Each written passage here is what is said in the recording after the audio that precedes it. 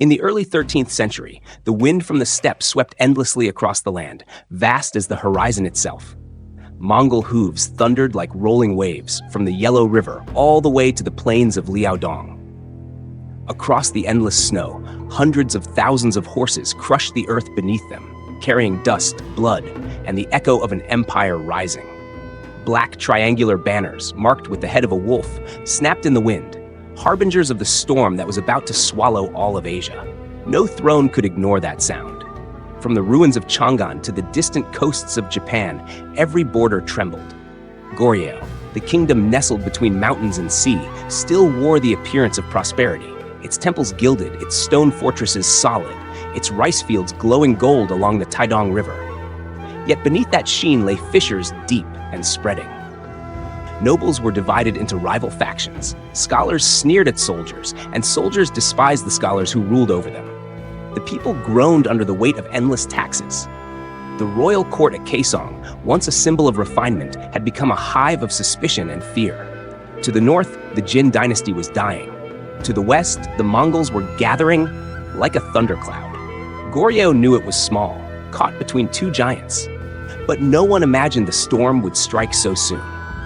The spark came from what seemed a minor skirmish, an incident that would ignite a war. A Mongol envoy's party was ambushed near the frontier by Goryeo border troops. Some said it was a misunderstanding, others that it was arrogance or fear. Whatever the reason, Mongol blood was spilled on the snow, and for the Mongols, the killing of envoys was an unpardonable insult. In the capital of Karakoram, news of the envoy's death reached a great feast of chieftains. Ogedai Khan, son of Genghis, froze with a cup of fermented mare's milk halfway to his lips. He listened in silence, then spoke just one sentence. Any nation that dares spill Mongol blood must learn to kneel before our shadow. Far away, in Kaesong, King Gojong sat within the cold stone walls of his palace. A small oil lamp flickered, throwing pale light on gray stone. On the table before him lay a map of the kingdom, its rivers traced like cracks across old parchment. The king's hand trembled as he traced them. He knew what lay beyond those rivers, the land of riders raised from birth in the wind, the people who called war a season and conquest their birthright. Around him, courtiers knelt in uneasy silence, their whispers no louder than the sigh of the wind outside. Beyond the palace, winter rain began to fall, soft and slow. The sound mixed with the dull beat of the watchman's drum. A flock of birds crossed the eaves like fleeting shadows. In the main hall, the king finally spoke. "If the Mongols come, what shall we do?" No one answered. Only the wind howled through the corridor. One minister murmured, "Your Majesty, we should offer tribute to preserve our people." A general rose abruptly, slamming his hand on the floor. "We are sons of Goryeo," he shouted. "Better to die standing than live kneeling before barbarians." His voice blazed for a moment, then was swallowed by the heavy silence that followed. On the distant steppe, the Mongol army was already gathering. Ogedai Khan sat on a throne of pine wood beneath the open sky, the wind slicing across the plain. Below him knelt his generals, their helmets glinting in the firelight. "Show me," he ordered, "that the Amnok River knows the wrath of the steppe." Tens of thousands of riders raised their voices as one, a roar that shook the night. Weapons gleamed like shards of sun. Endless white tents stretched across the plain. Horses snorted clouds of steam, stamping restlessly.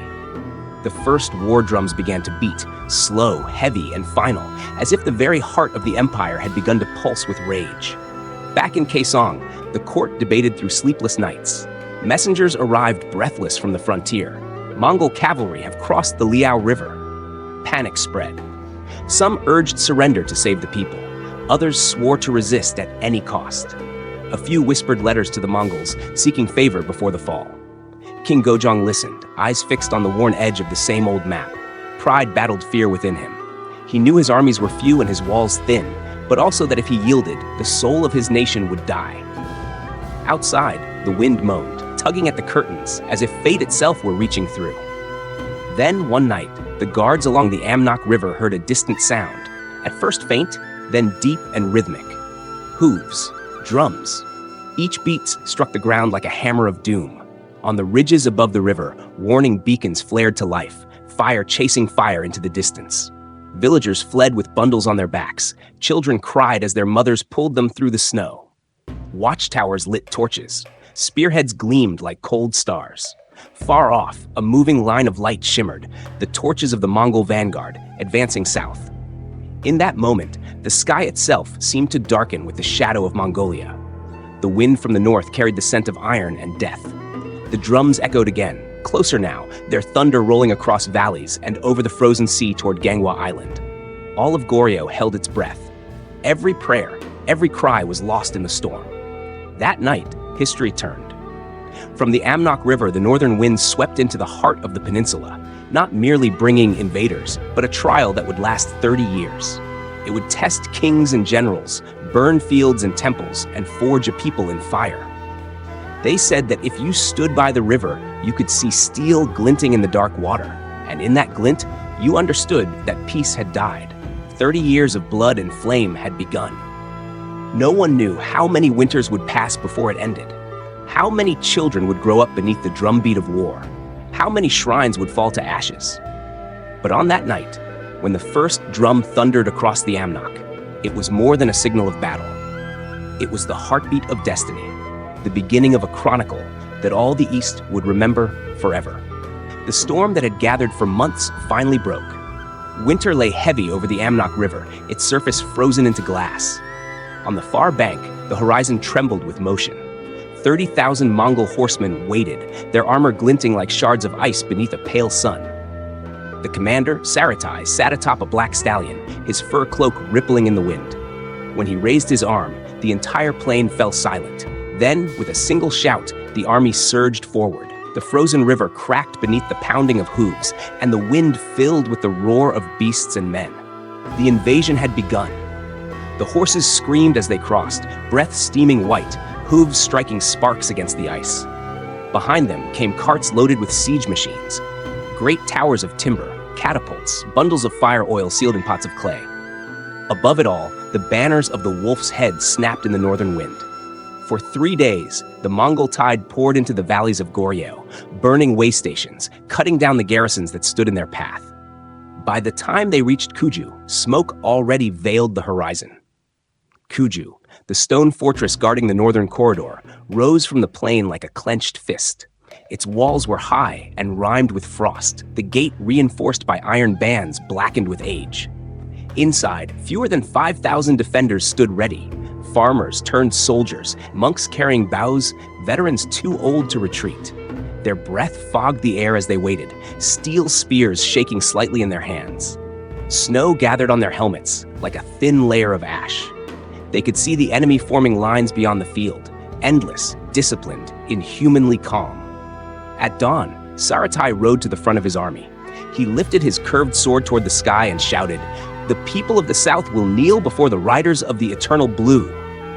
His voice rolled across the plain like thunder. At the signal, the catapults creaked and stones the size of oxen flew toward the walls. A heartbeat later, the earth shook. Dust and ice rained down from the battlements. Then came the fire. Pots of oil hurled through the air, bursting into orange flames that licked the gates and ladders. The sky turned the color of rust. Inside the fortress, Captain Pak Seo stood amid the chaos, his armor scorched and dented. His face was streaked with soot, but his eyes burned steady. When the first section of the wall buckled, he gave the order. "Archers, light the arrows." Flames caught on the arrowheads. "Loose!" he cried. 100 fiery trails arced into the night, raining over the siege lines below. The smell of burning pitch filled the air. A Mongol tower burst apart. Men screamed as they tumbled from its frame. Pak Seo drew his sword, a simple blade, its edge nicked from years of service, and raised it toward the sky as if to defy the heavens themselves. The siege dragged on. Days blurred into nights and nights into days. For 30 days and 30 nights, the two sides devoured each other. The snow that fell was gray with ash. The ground outside the walls had turned to mud and blood. The Mongols tried every art of war, scaling ladders, tunneling under the walls, using prisoners as shields. Each time, the defenders fought back with boiling water, arrows, and stones. Sleep became a memory. Men died standing, too tired to fall.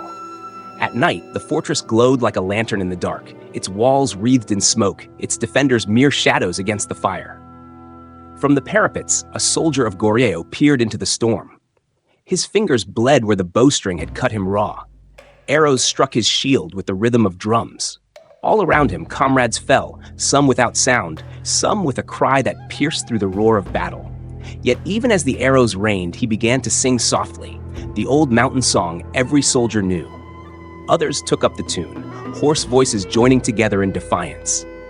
Guard the mountains, guard the rivers, until the last breath leaves our chest. The words carried through the wind, rising over the battlefield like a prayer. To the Mongols below, it sounded like ghosts chanting in the snow.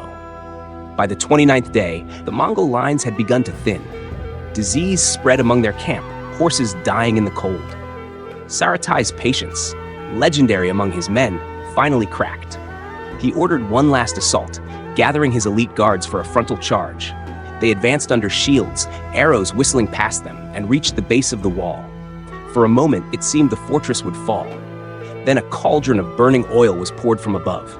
Flames roared, consuming men and ladders alike. Saratai's horse reared and fell. Chaos swept his ranks. The Mongols retreated under a hail of arrows, leaving the field littered with the dead. When dawn came, the smoke cleared to reveal the plain, a carpet of blackened snow and fallen banners. The defenders stood atop the wall, too weary to cheer. Their victory was not triumph, but survival. For the first time, the Empire of the Steppes had been stopped. Word spread quickly across Goryeo. The storm could bleed. But in the far north, on the frozen plain, the Mongols did not forgive. Saratai was carried from the battlefield. His armor fused to his flesh. His pride burned deeper than his wounds. He swore he would return, and when he did, no stone of Kuju would remain standing. Back in Karakoram, when the news reached Ojidai Khan, he did not rage. He simply rose from his throne, walked to the great map on the wall, and laid his hand over the name Goryeo. His voice was quiet but cold as iron. "They think the mountains can save them," he said. "Then let the mountains burn." For Goryeo, the victory at Kuju became a symbol, a flicker of hope in a gathering night. But every soldier who survived knew what would follow. The Mongols did not forget humiliation. They turned it into vengeance. The snow that had melted red around Kuju was only the first drop in a long season of blood. As spring approached, ravens circled the ruined fields, and the wind carried with it a promise whispered by the dead. The riders will come again. Thus ended the first trial by fire, a victory that cost nearly everything, and yet gave birth to something indestructible, the will to resist. But in the distance, the horizon already darkened once more. The storm had not passed. It was gathering strength, preparing to return with fury enough to shake the world. The victory at Kuju sent a tremor through the kingdom. Messengers arrived breathless at the capital, their armor torn, their eyes wild with exhaustion. They spoke of Saratai's defeat, of how the invincible Mongols had been forced to retreat beneath a hail of arrows and fire. For the first time in months, the people of Goryeo dared to breathe. Bells rang in the temples. Women knelt before Buddha statues, whispering thanks for deliverance. Yet within the marble halls of Kaesong, there was no joy, only unease. The night wind clawed at the palace eaves as though trying to remind them that the storm had not truly passed. King Gojong summoned his ministers to the grand hall. Torches burned low, and the air was thick with the scent of wax and cold stone. The courtiers gathered in silence, each step echoing sharply on the floor. Outside, snow fell like ash, muffling the world. Inside, the hall felt heavy, like a tomb. The king sat at the far end beneath the golden canopy, but even his presence could not warm the room. Every face in that chamber wore the same expression, fear disguised as dignity. At the center stood Choe-U, the powerful military commissioner who had risen to dominance during the chaos. His robe was plain, but the way others avoided his gaze showed where real power lay. He bowed before the throne and began, "Your Majesty, though Kuju stands, we cannot mistake this for victory. The Mongols will return, and when they do, their vengeance will be boundless. To spare the people, we must yield." His voice was calm, persuasive, but behind it ran a current of cold calculation. He proposed dismantling the fortresses along the northern frontier, including Kuju itself, to show submission and avert another invasion. The words spread through the hall like a slow poison. A murmur rose, then a shout. The generals, faces flushed with anger, could no longer remain silent. One of them, General Kim Yun-hoo, stepped forward. His voice thundered against the high ceiling. "Yield, After the blood our brothers spilled in the snow, after they stood for 30 days with no food but hope, you would pull down their walls and call it mercy? He struck the butt of his spear against the floor. Better to die in honor than to live crawling. The two factions drew their lines that night. On one side stood Cho-U and the peace advocates, civil officials, elder scholars, and wealthy landholders who had grown fat in times of calm and dreaded the ruin of war. On the other, the war party, young scholars, loyal soldiers, men who still smelled of smoke from Kuju's ramparts. To them, surrender was unthinkable. They believed that if Goryeo bent once, it would never rise again. The debate raged for hours. The king listened in silence, his hands hidden within his sleeves, his eyes shadowed by the flickering lamplight. The light from the oil lamps danced across the long oak table, glimmering on faces slick with sweat. Each word spoken seemed to carve a deeper line between friend and foe. When someone mentioned the possibility of offering royal hostages to the Mongols, several ministers gasped aloud. The sound of breath was sharper than steel. "Would you have the king's blood chained in a foreign court?" one cried. "Would you let our sons grow up calling a barbarian their master?" The room fell into a tense hush. Every man there knew that the question was not merely political, it was personal, a matter of survival. In the midst of the clamor, a messenger burst through the door. He knelt, his breath steaming. "Your Majesty, news from the north. Saratai is dead." For a heartbeat, no one moved. Then a ripple of relief spread through the hall. Some ministers smiled for the first time in months. Others whispered prayers of gratitude. A few dared to believe the danger had passed, that perhaps the empire of the steppes would turn its wrath elsewhere. But among the wiser men, the scholars who had studied the chronicles of past wars, there was no relief, only dread. They knew what it meant when a Mongol general fell in battle. Retaliation would come, vast and merciless. The death of one wolf only called the pack. That night, after the council dispersed, Cho-Yu walked alone through the corridors of the palace. Snow drifted in through the open lattice windows, settling on the stone like ash. He stopped by the royal map chamber, lit only by a single candle. The map of the realm stretched before him, rivers, mountains, cities, each line trembling in the unsteady light. He traced a finger along the coast, where the sea met the land, and paused at the name Ganghwa. An island fortress, surrounded by tides too swift for cavalry, too treacherous for siege engines. A thought began to form in his mind, sharp and dangerous as a blade. He whispered to himself, "If the land cannot withstand the storm, then we must take refuge upon the sea." His eyes reflected the flame, twin sparks in the darkness. Behind him, the candle flickered and went out. The decision he conceived that night would alter the destiny of Goryeo itself. The capital would one day move to that island, safe from hooves and fire, yet also isolated, caged by the very waters that protected it. Outside, the snowstorm deepened, swirling over the rooftops of Kaesong. The city slept uneasily.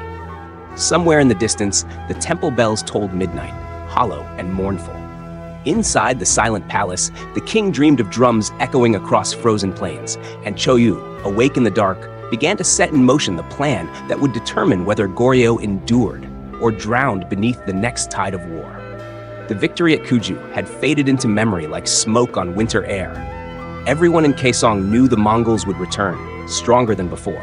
The court debated for months, torn between pride and survival, until Cho-Yu's voice finally cut through the noise. "We cannot fight the wind on open ground. Let the river itself become our wall." His plan was desperate, even heretical to some, yet it was the only path that promised life. Thus, by royal decree, the capital of Goryeo would move from Kaesong to a small island in the lower Han River, a place of cliffs and tides, a fortress born from the meeting of mountain and sea. The order spread through the land like the cry of a bell at dawn. From temples, storehouses, and homes, people poured toward the ports. Caravans rolled through the gates of Kaesong, carrying the treasures of a kingdom. Gilded Buddha statues swaddled in silk, royal archives sealed in wax, and the carved wooden plates of the Tripitaka, sacred texts painstakingly engraved over generations. The sight was both majestic and heartbreaking. Old monks wept as their temples were emptied. Soldiers carried crates of scripture as if they were weapons. Even the royal treasury was packed into boats, guarded by archers who prayed as they worked. At dawn, a fog as thick as milk rose from the river. Through it came the creak of oars and the whisper of water against hulls. Thousands of small boats pushed off from the shore, fishermen's skiffs, trading junks, barges hastily refitted for war. The procession stretched for miles, ghostly shapes moving through silver mist. The royal barge glided among them, its banner of the phoenix half hidden in the fog. On deck, King Gojong stood motionless, watching the towers of Kaesong fade into shadow behind him. The city seemed to sink slowly into the river's breath, leaving only silence and the tolling of a distant temple bell. By the time the Mongol vanguard reached the capital, they found nothing but wind and emptiness. The palace gates hung open, flags torn to ribbons, rats scurried through abandoned halls, dust floated in shafts of sunlight. The city was a corpse, beautiful, cold, and hollow. The soldiers searched room after room, expecting ambushes, but met only echoes. They tore down banners, burned storehouses, and left Kaesong in ashes. What they did not destroy, the winter did. Saratai's death still stung the Mongols' pride, and Ogedai Khan demanded retribution. He appointed a new commander, Goryeo, and charged him to crush Goryeo once and for all. Doryo's army swept across the peninsula like locusts, only to find the new capital unreachable. From the shore, Ganghwa looked close enough to strike, a stretch of land rising from the mist, with walls gleaming white against green hills. But the waters around it were treacherous. The currents twisted like serpents, and the tides could swallow entire fleets in a day. The Mongols had no navy. Their horses, the heart of their strength, balked at the smell of salt. Goryeo cursed the waves and ordered fires set along the northern shore. Villages burned one after another, their smoke drifting toward the island like black prayers. From the ramparts of Ganghwa, the people could see the flames painting the horizon red. Mothers held their children close, soldiers gripped their spears tighter, their faces lit by the reflection of the inferno. The island was safe for now, but its safety tasted of guilt. Inside the fortified palace, the court resumed its life under siege. Ministers argued, monks chanted, scribes recorded every decree as though words alone could hold the kingdom together. Amid this tense routine, one project became the heart of their resistance: the recreation of the Tripitaka Koreana, the complete Buddhist canon carved anew into blocks of birchwood. It was said the old plates had been damaged or lost during the flight from Kaesong. To carve them again was both act of faith and defiance. "If our walls fall," said the abbot leading the work, "these words will stand. Let heaven know that Goryeo's soul was never conquered." The workshops of Ganghwa filled with the smell of resin and smoke. Rows of craftsmen bent over the wood, knives flashing in the lamplight. Each stroke was deliberate, a prayer etched into grain. They carved through pain, through hunger, through the endless drumming of war outside. Some whispered sutras as they worked. Others simply breathed in rhythm with the chisel. The faint sound of their carving merged with the steady beat of drums echoing from the island's defenses, a heartbeat of a nation that refused to die. One evening, as thunder rolled across the strait, a young carver paused to wipe sweat from his brow. His hands trembled, his fingertips raw. The candle beside him flickered, throwing the characters into dancing shadows on the wood. From outside came the low rumble of distant war drums, each beat measured and deep.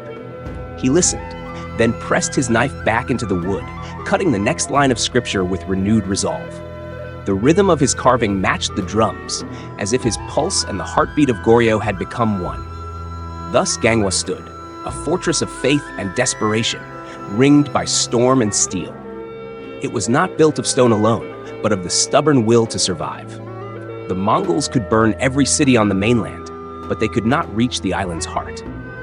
For 3 long years, Goryeo's flag fluttered above the waves, tattered but unbroken, while the empire of the steppe raged helplessly across the shore.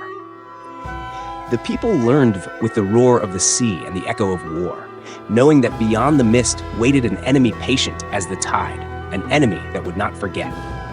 Winter came again, colder and darker than the last.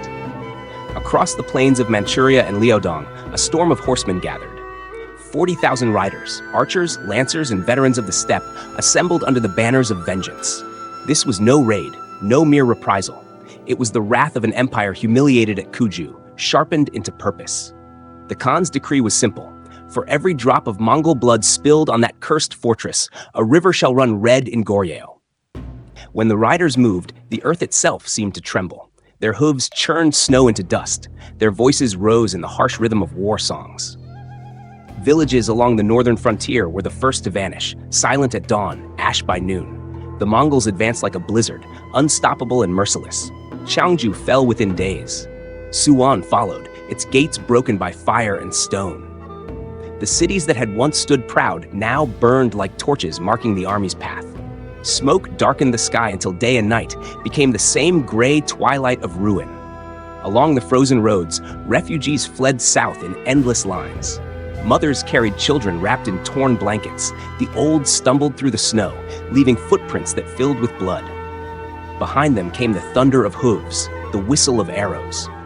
In one valley, a woman turned back to see her village engulfed in flame. She pressed her child closer, whispering a lullaby that could barely be heard over the roar of the wind. When she stumbled, a soldier lifted her up, shouting for her to run. Around them, the air reeked of smoke and salt tears. From the safety of Ganghwa Island, the royal court watched the mainland burn. Across the strait, the horizon glowed red each night, a long, silent wound stretching from mountain to sea. Courtiers argued, generals cursed, monks prayed. "We must strike back," cried the younger officers, their eyes bright with fury. "Let us cross the river, reclaim our land, and meet them blade for blade." But Cho Yu and the older ministers shook their heads. The island must hold. The mainland is already lost. To leave is to invite death. The clash between courage and caution split the court like a blade. In secret, some officers planned a daring counterattack. Small bands ready to cross the frozen river under moonlight. But the order came down forbidding all such ventures. The king, haunted by the sight of flames on the mainland, feared losing the last of his soldiers. Tempers boiled over. A young commander slammed his fist against the council table, shouting, "Are we to be kings of an island or ghosts of a nation?" No one answered. Outside, the sound of the tide filled the silence that followed. Meanwhile, in distant Karakoram, Ogadai Khan sat upon his throne of gold and furs, listening to reports from his generals. His face was calm, his voice low. "They hide behind the sea," he said, "but the sea cannot protect them forever." He ordered a letter sent to King Gojong, a scroll written in iron words. It reached Ganghwa weeks later, carried by an envoy whose horse died on the beach. The letter read, "Send your prince to my court in tribute, or I will turn your fields into ash and your rivers into bone. The blue heaven has chosen the Mongols to rule the earth. Defy it, and your people will vanish like smoke." The scroll was unrolled before the entire council. Its words seemed to hiss in the candlelight. Some ministers wept, others bowed their heads in silence. Only Cho Yu remained still, his expression unreadable.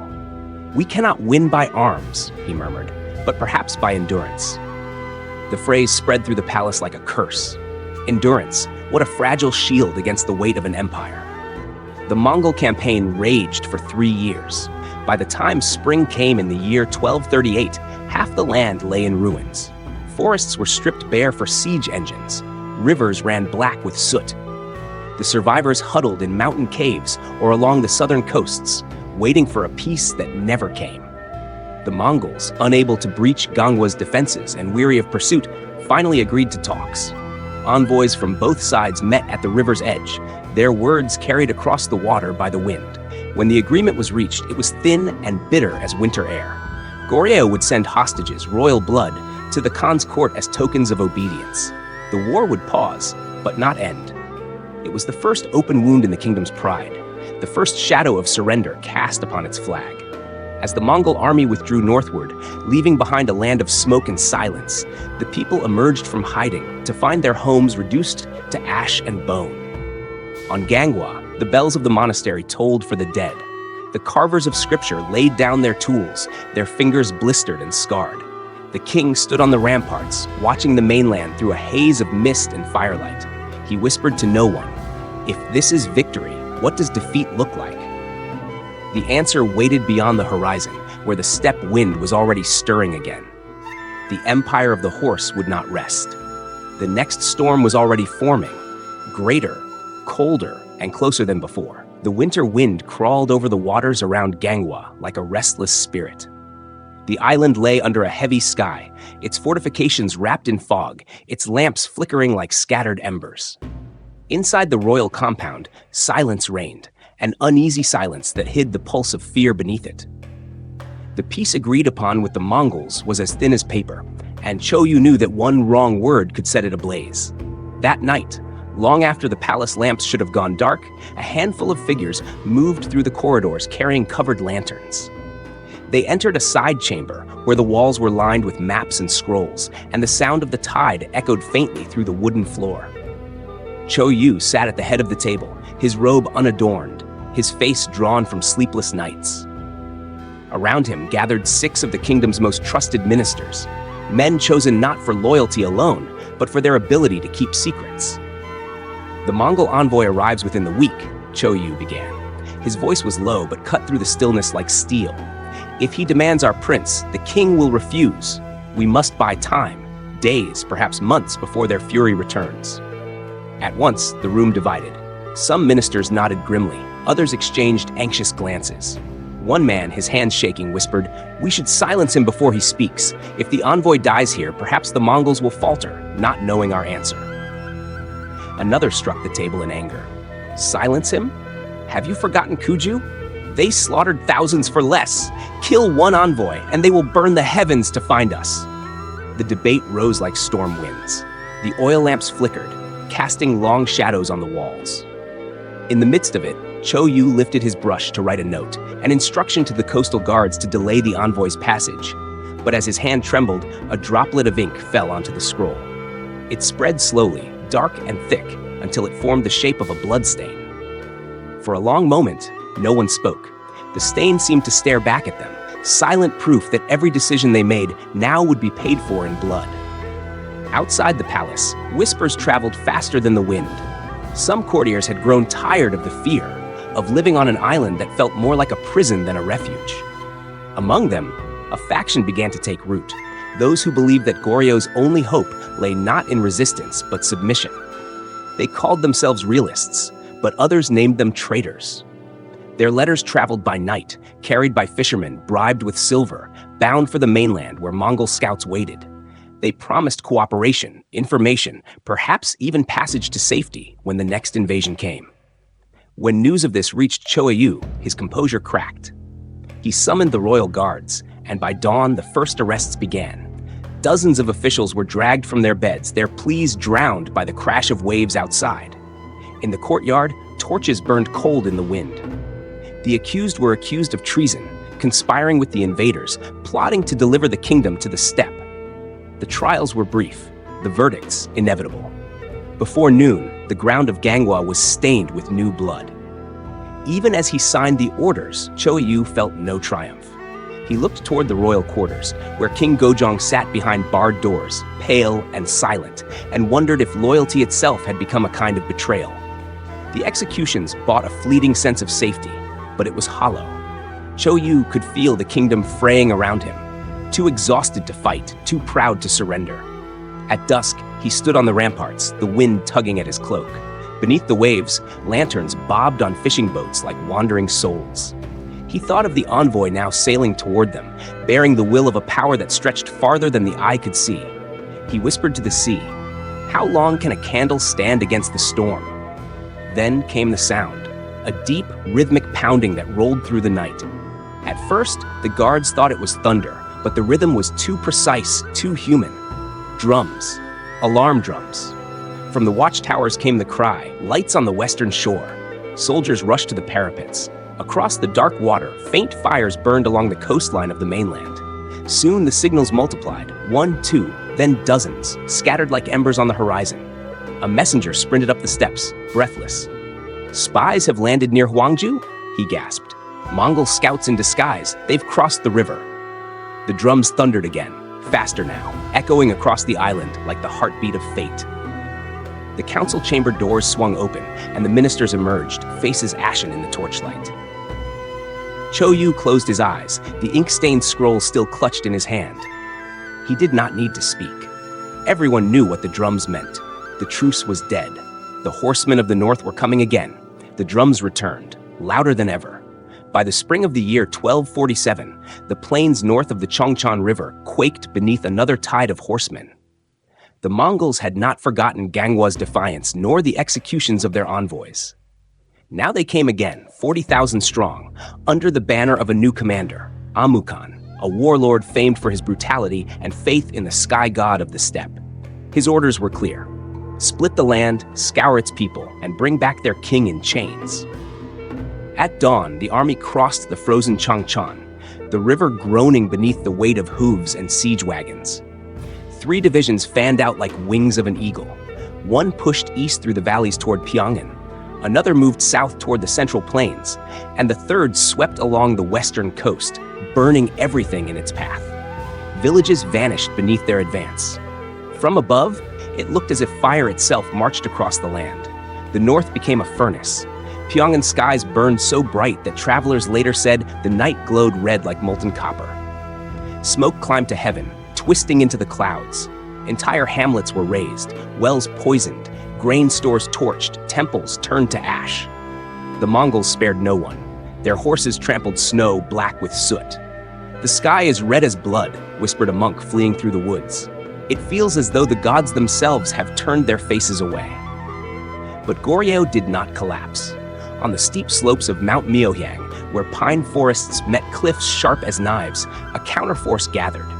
Commanders loyal to the king rallied remnants of broken regiments, joined by hunters, farmers, and monks. They knew the land, they knew the cold. They waited in silence as the Mongols advanced up the narrow mountain trails, the enemy's banners flashing between trees. When the first column entered the pass, horns blared. Rocks thundered down from above, crushing men and horses alike. Arrows streaked from the tree line like rain. The battle that followed was chaos incarnate. Snow turned red beneath the trampling of feet. Swords clashed, spears shattered. The air rang with the metallic cry of steel on steel and the harsh screams of men locked in mortal combat.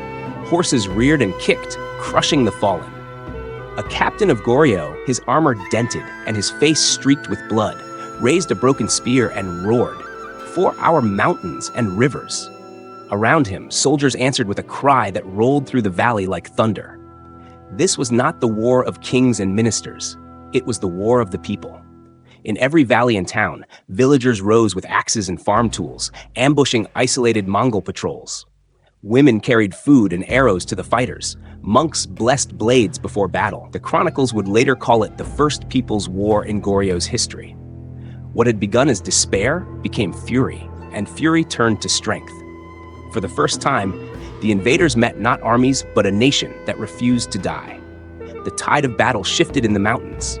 Amukan himself led an assault to break the resistance, riding at the head of his elite guard. But Goryeo's defenders lured him into a gorge too narrow for cavalry. As he shouted orders to advance, hidden archers loosed a storm of arrows from both sides. One struck him beneath the collarbone, another pierced his throat. He fell from his horse, clutching at the snow as his lifeblood spilled into it. The Mongols, stunned by the loss of their commander, broke ranks and fled. The mountains swallowed them whole. When word reached the steppe that Amukan was dead, Ogedai's court fell silent. The spear of heaven had been broken by the very people he had sworn to destroy. Yet the Mongols did not mourn long. They turned their grief into a promise. "We will return," the generals swore. "With thunder in our hands and lightning in our hearts, the land of Goryeo will tremble beneath the hammer of the sky." Back on Ganghwa Island, news of victory spread like the first warmth of spring. Bells rang, and the people knelt in prayer, thanking heaven for deliverance. King Gojong smiled for the first time in years. From the palace balcony, he watched sunlight shimmer on the waves and whispered, "Perhaps the storm is ending." But even as he spoke, the wind changed, soft at first, then heavy with a scent he had come to know too well: smoke. He turned toward the mainland, where the horizon flickered faintly red. It was not dawn. It was fire, far away yet growing brighter. The storm had not passed. It had only drawn breath. The steppe's vengeance came again, fiercer, heavier, unstoppable. The peace of Ganghwa had lasted less than a decade before the drums of the north shattered it once more. In the summer of the year 1253, a new Mongol army swept toward the Korean peninsula. 60,000 riders led by the great general Jalertai, a man known to burn entire provinces rather than leave them unconquered. His command was simple: find their heart, crush it beneath the hoof. The Mongol vanguard moved swiftly across the plains of Huanghai. Villages were swallowed whole by smoke. The river valleys that once shimmered with green rice paddies now drowned in the color of ash. From Ganghwa's watchtowers, scouts saw the mainland vanish beneath a gray haze. The Han River itself became a mirror for flame. Drums pounded without pause, their sound echoing off the water until the very air seemed to quake. Above the battlefield, the sky hung black and heavy, trembling with thunder and war cries. The Mongols pressed south until they reached the walls of Cheongju, a fortress city guarding the routes to Kaesong and the western heartland. It was here that Goryeo made its stand.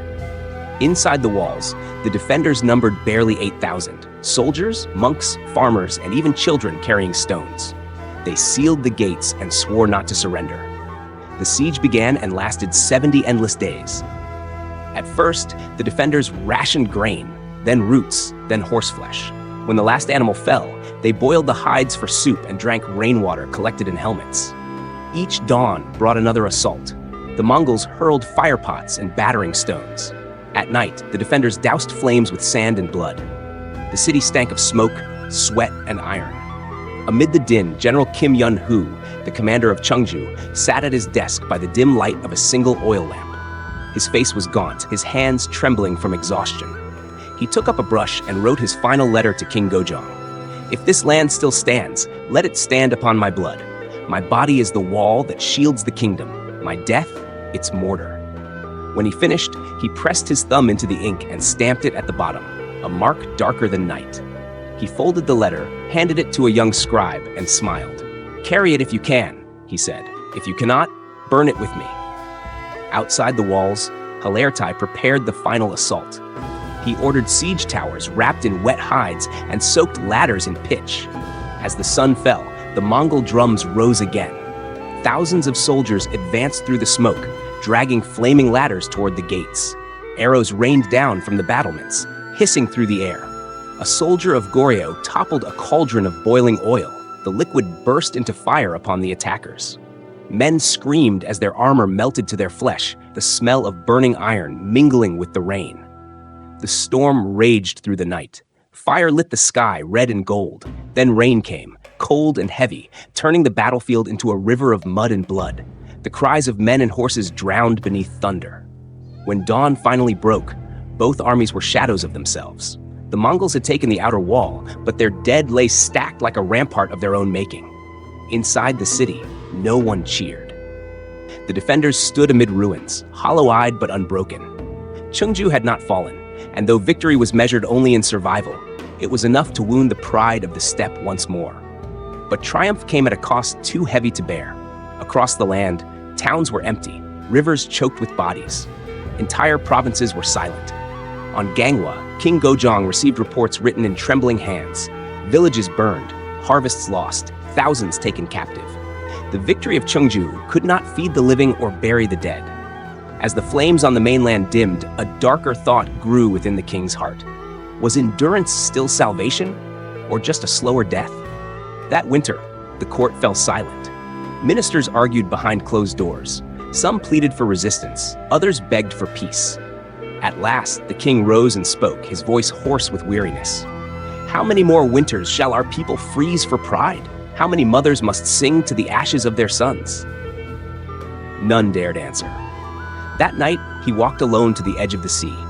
The wind from the north tore at his robes, and he whispered to the waves, "If surrender will save even one child, then let it come."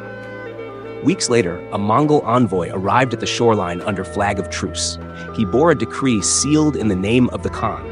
It demanded that the royal court abandon Ganghwa and return to the mainland, that Mongol garrisons be established in Goryeo's cities for the sake of peace. Behind those words lay the true message: submission. As the envoy's ship vanished back into the mist, the drums of the steppe fell silent once more. The war, for now, was over. Yet everyone on Ganghwa knew that silence was not peace. It was the breath the storm draws before it roars again. The palace no longer echoed with the clamor of argument, only the hollow murmur of defeat. Years of war had worn down even the proudest voices. The faction of warriors and scholars who once vowed to die before yielding had been silenced. Some exiled, some executed, some simply broken by despair. The peace faction now ruled the court, their silken robes concealing the tremor in their hands. They called it pragmatism, but in the quiet corners of the palace, others whispered another name: submission. Outside, the winter wind gnawed at Ganghwa's walls. Inside the Golden Hall, the air hung thick with incense and dread. At the center stood the Mongol envoy, a man in fur-lined armor, his face unreadable beneath the shadow of his helm. Before him knelt a boy, the crown prince of Goryeo, dressed in ceremonial silk too heavy for his small frame. His forehead touched the cold stone floor as the envoy recited the Khan's decree. "The son of Goryeo shall come to the court of the great Yuan," the envoy said. "There he will learn the ways of heaven's empire." The boy's shoulders quivered.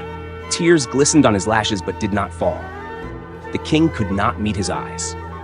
Behind the throne, the courtiers stood still as statues, their expressions masks of obedience. When the envoy finished, silence filled the hall, an absence of sound so complete it seemed to press against the heart. In that silence, the kingdom gave away its future. Days later, Cho Yu, the architect of endurance, the man who had held the realm together through fire and famine, collapsed in his chamber.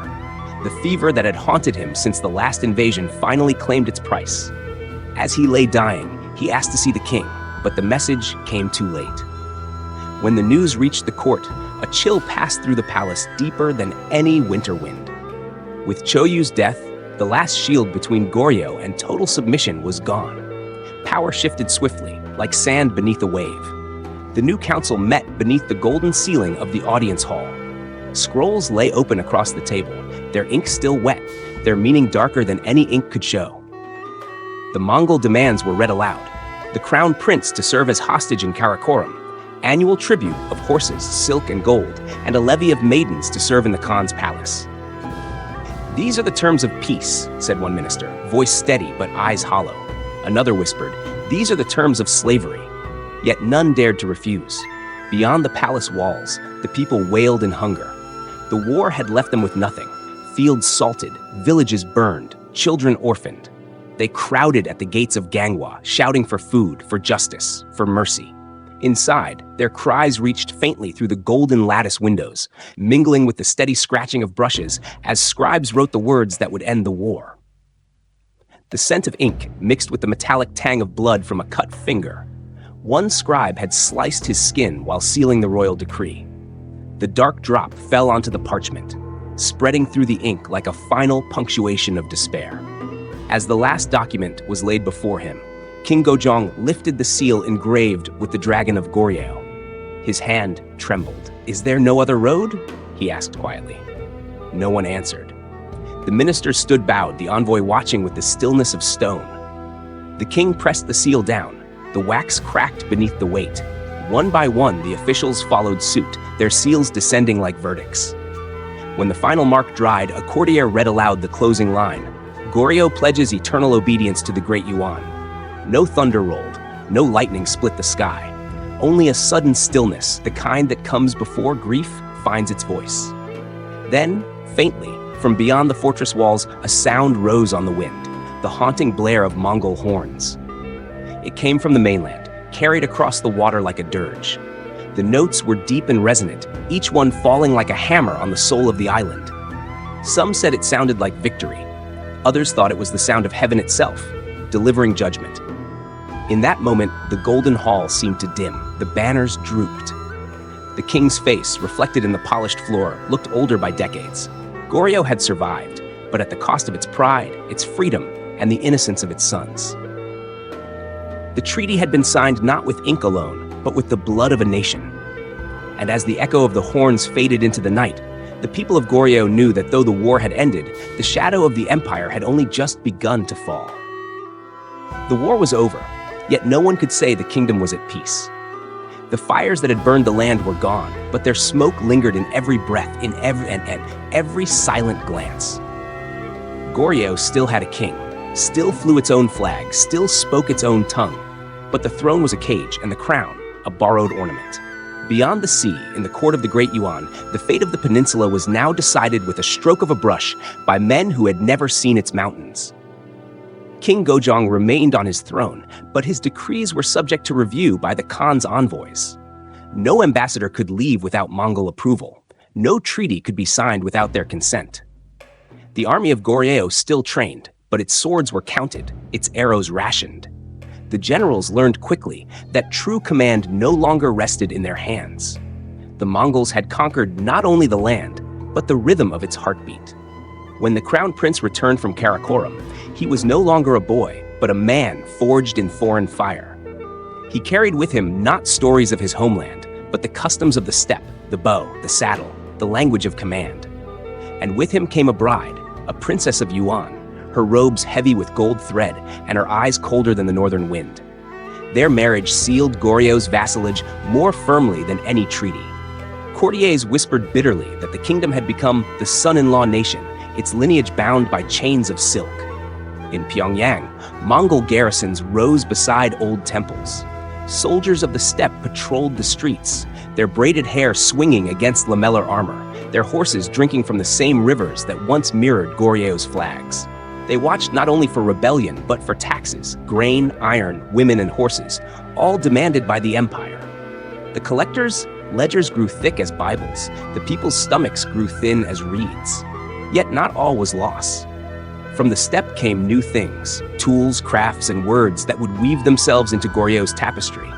Artisans learned to forge curved saddles that gripped the wind, to craft reflex bows of horn and sinew. Merchants spoke in a new script, a blend of Mongolian and Chinese forms. Even the royal court adopted the language of the conquerors. It was said that if one walked through the palace at dusk, one could hear two tongues echoing through the same hall. One proud, one resigned. But beyond the court's golden doors, the people had their own name for this peace. They called it the Age of Iron Wind. The term spread from village to village, whispered in markets and temples. It spoke not only of the Mongols' iron armor, but of the cold that had settled over every heart. The wind that once carried the scent of pine now carried the dust of submission.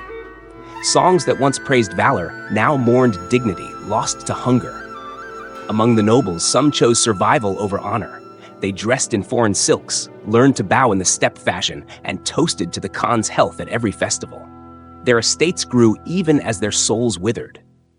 Meanwhile, those who could not bear it fled into the mountains. Monks, soldiers, and poets, men who preferred silence to servitude. They built hidden monasteries where the old songs of Goryeo were still sung in the candlelight. In the royal palace, a feast was held to celebrate the alliance. The hall glittered with gold, wine, and fear. Mongol officers laughed loudly, their cups overflowing with fermented mare's milk, while Goryeo ministers smiled through clenched teeth. Sweat gathered beneath their robes, mixing with the spilled wine on the table. Each toast to everlasting friendship was another nail in the coffin of their pride. When the music swelled, the king's gaze drifted past the dancers to the window, where the night beyond lay still and starless. And yet, somewhere in that darkness, a different fire glowed. In the hidden valleys and along the forgotten coasts, resistance began to stir once more. Farmers refused to pay tribute. Monks smuggled weapons beneath carts of rice. The songs of the old heroes returned, sung in whispers. Though the empire's shadow stretched across the land, it could not touch what lived in the hearts of those who remembered freedom. The piece of chains held firm on the surface, but beneath it, the soil trembled. The kingdom bowed, but did not break. The iron wind howled across the land, yet deep within its cold breath, a spark still waited, small, defiant, and alive. The old king's breath faded like the last ember of a long winter fire. When King Gojong died, the court wept according to custom, but behind their bowed heads, there was a quiet relief. His reign had been a lifetime of endurance, of bowing, yielding, surviving. Now his son, the prince who had spent half his youth as a hostage in the Mongol court, returned to take the throne. He came back not as a conqueror, but as a man divided between two worlds, Goryeo by blood, Yuan by education. His speech carried both languages, his robes bore both emblems. Yet in his eyes flickered something the Mongols had never taught him, a longing for the land that had birthed him. His return stirred the people's memory like wind over embers. The peasants of the mountains, who had never accepted foreign rule, began to gather again. In the high valleys of the east and the forests of Hamgyong, bands of rebels formed, farmers, monks, and soldiers without lords. They called themselves Daosan Gun, the mountain armies. They swore no allegiance to the palace or the Khan, only to the land itself. At night, their campfires glowed like constellations scattered across the dark slopes. They struck quickly and vanished faster, raiding tax convoys, freeing captives, burning the symbols of the empire. The Mongols answered as they always had, with fire and iron. Columns of cavalry rode through the hills, cutting down anything that moved. Entire villages were burned to root out the rebels. Yet the harder they struck, the more resistance grew. The spirit of independence spread like an unseen flame, quiet, steady, and impossible to stamp out. People began to whisper again the forbidden word, Goryeo, not as a vassal, not as a memory, but as a nation waiting to awaken. Decades passed. Dynasties rose and faltered. The empire of the steppe, once invincible, began to weaken. In the distant north, the great Yuan itself trembled under the weight of its vastness. And from that shaking came an opportunity, a breath of freedom carried on the same wind that had once brought conquest. It was during this time that a new ruler ascended the Goryeo throne, King Gongmin. Unlike his forebears, he had no love for the empire that had chained his ancestors. His years in the Yuan court had taught him its grandeur and its decay, and he returned to his homeland with a quiet, burning resolve to end the rule of others over his people. The day the Yuan emissaries arrived in Kaesong with new orders, demands for more tribute, more soldiers, King Gongmin did not kneel. He stood in his hall, surrounded by his court, the scroll of command unfurled before him. The characters, written in gold, glimmered like chains in the candlelight. Without a word, he took the decree in both hands, held it above the brazier, and dropped it into the flames. The parchment curled, blackened, and turned to ash. Smoke rose in slow spirals, coiling toward the rafters like an offering to heaven. No one in the hall dared breathe. Then the king said softly, "For 100 years, our hearts have been bowed. Let this be the end." That night, the palace bells rang not for mourning, but for renewal. Messengers rode out in every direction, carrying orders to dismantle the Mongol garrisons and reclaim the land. Soldiers who had once fought under foreign banners now marched beneath Goryeo's own once more. The people wept as they watched the first Mongol detachments leave their cities. Along the Amnok River, the same river that had once carried the storm of invasion, horsemen crossed northward in silence, their banners drooping in the wind. The hooves that had once shaken the earth now sounded distant, retreating, fading into the mist. When the last of the garrisons was gone, King Gongmin stood on the riverbank, watching the current flow toward the sea. The air smelled of rain and pine, not of blood or smoke. "The storm has ended," he said, "but its airs remain." He turned to the soldiers behind him, men hardened by decades of servitude and resistance. "We have lived as shadows," he told them. "Now we must learn to live in the light again." Across the land, bells rang, fires were lit, and prayers rose from temples rebuilt on the ashes of war.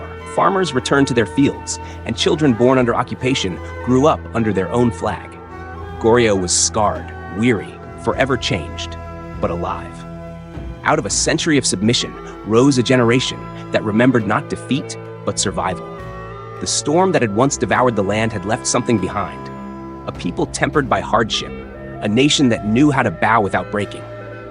As the Amnok shimmered in the dawn light, the land of Goryeo stood once more, its mountains quiet, its rivers free, its heart reborn from the ashes. The wind that once carried the scent of smoke now drifts softly across the plains.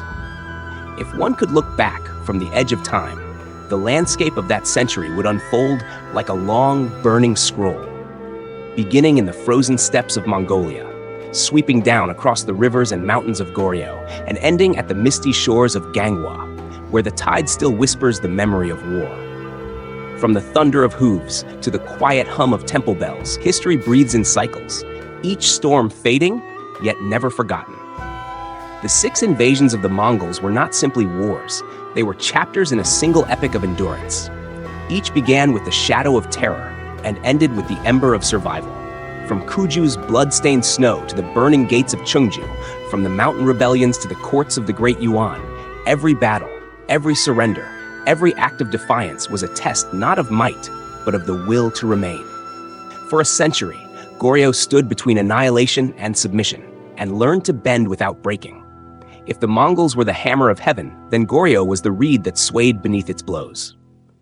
The hammer struck again and again, but the reed did not shatter. It bent, learned the rhythm of the storm, and rose anew when the thunder passed. That is the strange strength of small nations. When the world expects them to perish, they endure instead. Where empires boast of conquest, Goryeo's legacy is quieter but deeper. The art of survival written in patience, sacrifice, and faith. And perhaps that is the truest measure of victory. Not all triumphs are marked by expanding borders or glittering crowns. Some are measured in what remains when everything else is lost, in the language still spoken, the prayers still whispered, the songs still sung. Not every victory, a monk once wrote in the ashes of Ganghwa, is won by the sword. Some are won by the soul's refusal to die. Centuries later, on Ganghwa Island, the old temples still stand. In one of them rests a wooden statue of the Buddha, carved from the same birch trees that once sheltered the refugees of war. If you look closely at its surface, you can still see the faint lines left by the chisels of artisans who worked by lamplight in the year 1235. Their hands trembled with exhaustion, yet they carved on, line by line, prayer by prayer. The grain of the wood still bears their touch, a heartbeat captured in timber, a testament that even in the darkest years, creation did not yield to destruction. As the centuries pass, the sounds of that age fade. The clash of steel, the cries of the fallen, the drums of the steppe. In their place, there is only the distant echo of waves against Ganghwa's cliffs and the whisper of wind through pines. But if you listen closely, beneath that quiet, you may still hear the faint rhythm of those old war drums, slower now, almost gentle, echoing not in warning, but in remembrance. And across the darkening screen of time, as the last glow of the past fades to silence, words appear, carved in gold against the shadow. 6 times the thunder came from the north. 6 times Goryeo stood unbroken.